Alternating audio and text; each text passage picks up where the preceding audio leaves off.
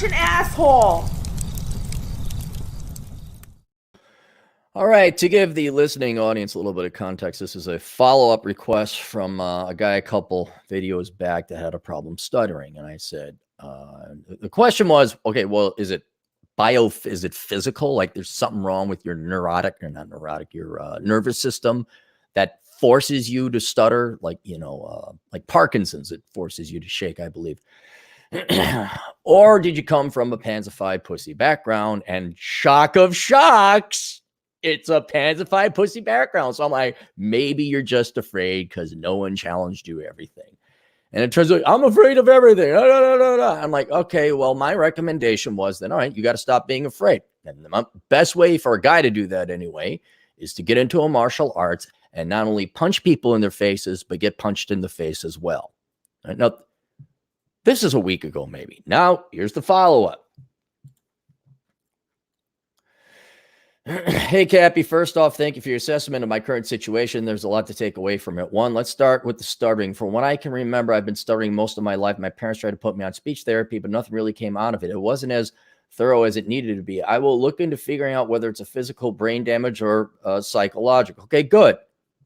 Do that. You don't have to tell me that. See, look, dude, here's another thing. I am an asshole, but I'm also like, okay, we're trying to save you guys money. Don't tell me shit I don't need to know. Go do it. Two, you're absolutely right. I am afraid of life, people, my dad, and putting myself out there in whatever context, dating new friends, new social situations, and so on. I've never been into a fight before.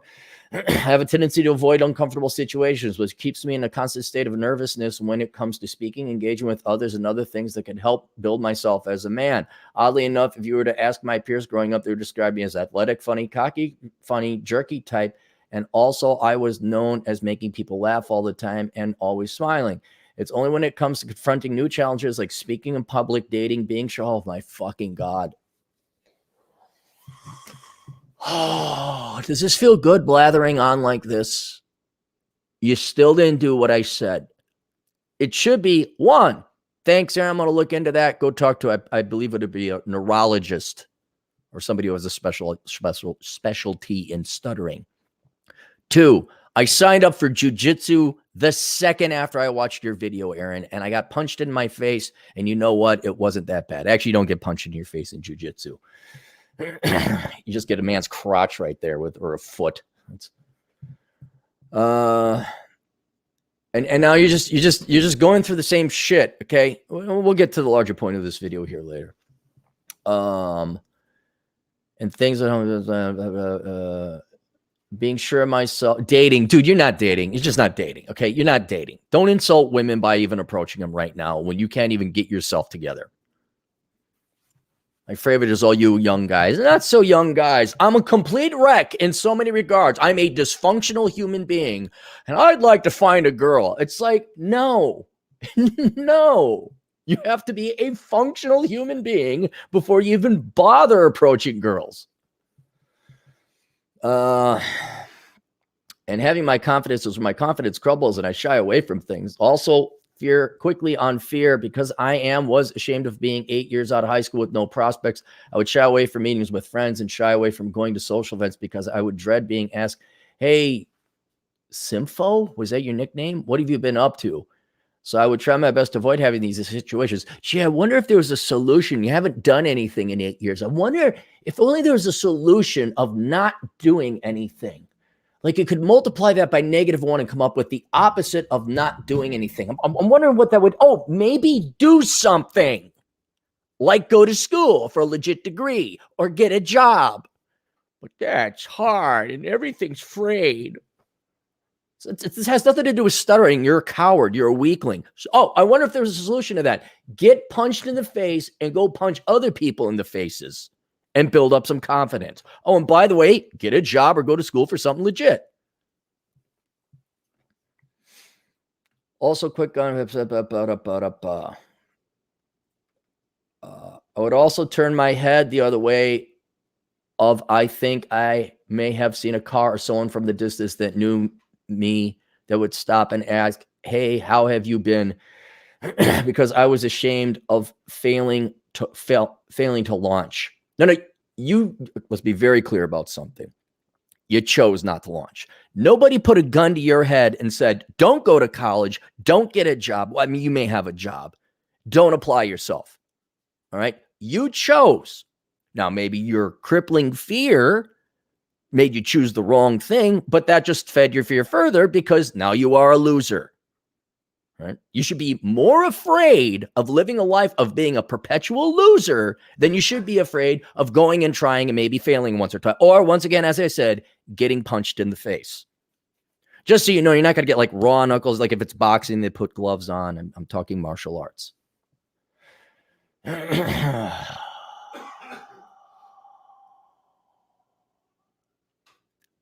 3, my dad, I completely understand why anyone would think that my father might have been absent or a pussy because of who his son is. But in fact, I believe for my situation, it's the complete opposite. My father was very overbearing, would beat our asses without exaggeration, maybe every other day. Like, did he physically beat you up? Then, yeah, man, you got to go talk to a therapist. That might be one of the reasons.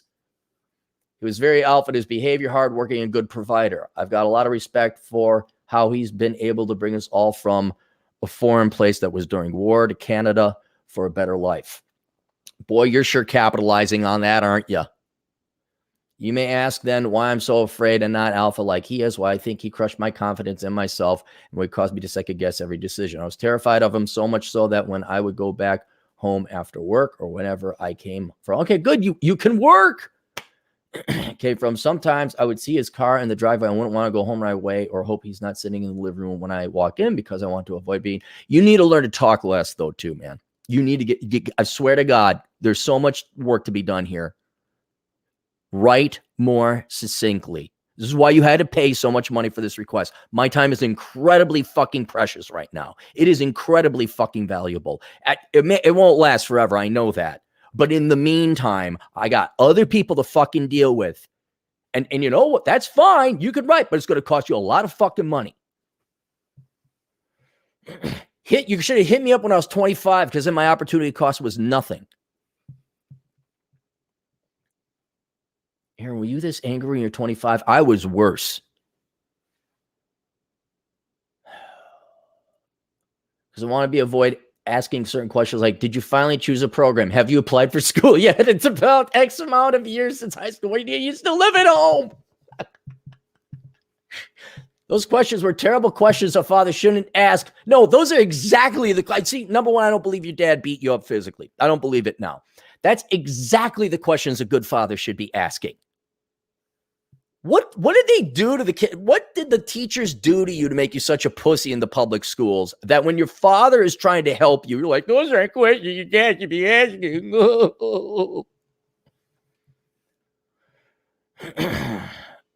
Was just, but the fear was just having to speak to him about it. Did you mistype here? Those questions, here's what you wrote. Those questions were terrible questions a father shouldn't ask, but then you put a but the fear was just having to speak to him about it. Did you mean to write those questions weren't terrible questions? In which case that is right, that those are exactly questions a father should be asking. Also, he'd even make fun of my stutter sometimes. He was very strict, and some might even say overboard at times. He was definitely an alpha husband and a father, which is good, but in his case, there were negatives that came with it. As for my mother, she was a complete opposite. She is the mother wife that TradCons would die for. She cooks exceptionally well, cleans, feminine. Oh, that sounds nice. And everything else you could think of. But I would say at times too passive. Maybe that's why a year ago she was telling me that people were telling her they think she's too nice and passive with us. Kids still living at home. Which is why maybe I haven't flapped my wings. No, you haven't flapped your wings because you're a pussy. You're lazy fuck. You won't go get a job. You won't work hard. You're afraid of anything that requires rigor and toil. And in that one regard, your parents allowing you to live at home has made you a parent. I guess they're guilty in that regard. That they keep putting life on easy mode for you. Fuck. Am I too comfortable? No. You've had it real hard all this time living at home till the age of what? 28 years? 18? 26. Your dad has got to be pissed. I know the country you came from. I knew the conflict I wasn't in the conflict, but I read about it. I know the history. Holy shit, your dad's got to be pissed. I would like to thank you once again, Cappy. Look forward to another response. Next will be an hour phone call. No. I will not talk to you. No. If I were to talk to you over the phone or Skype, it would be $1,000 for 1 hour max. And we'd go over the same fucking bullshit. And that's the point of this video, right? All of you in therapy, all of you with mental problems, all of you with not necessarily mental problem, that's too strong a word, a mental discomfort, depression, social anxiety. I live at home. I'm talking predominantly younger people. I'm not talking old people that have like legit cases of post-traumatic stress syndrome.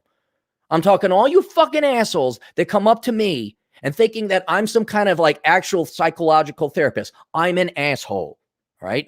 And the whole point of being an asshole is to cut through the bullshit and give you some real world advice that will hopefully go and help you. Now, if you have a legitimate case, like you actually have a stutter, or you're actually socially from some kind of anxiety or something like that, go talk to a legitimate licensed therapist. Maybe you need to get on meds. Not my domain.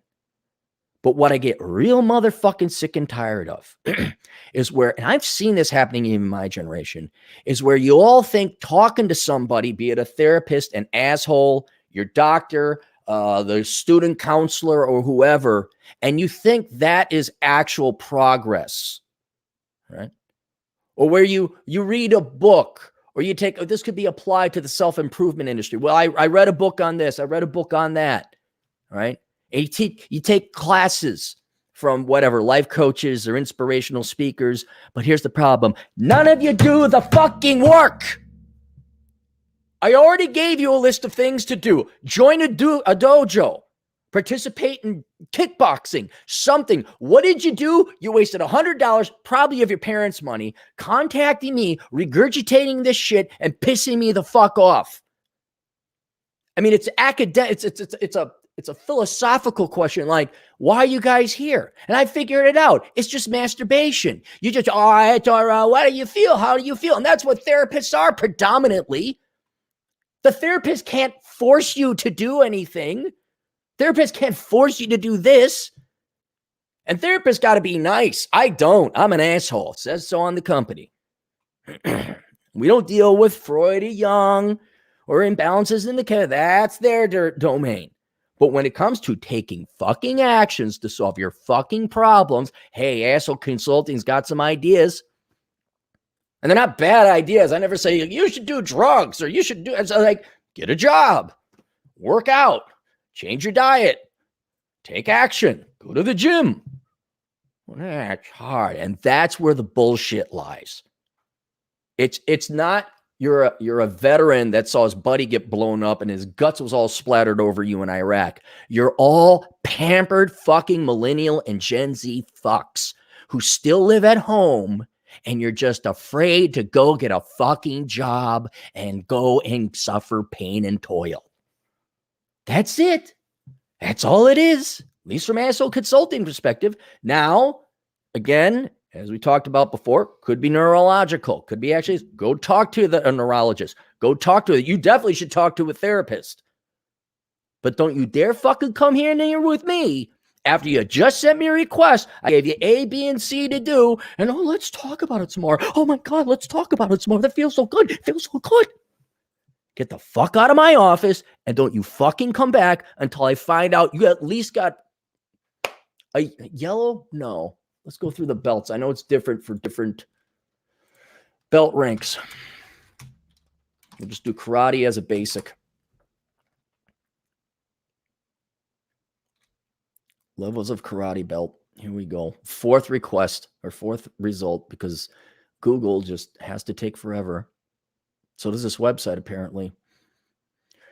White, yellow, orange. Do not come to me until you're an orange belt, or whatever the equivalent would be in whatever martial art you choose. I don't want to hear it.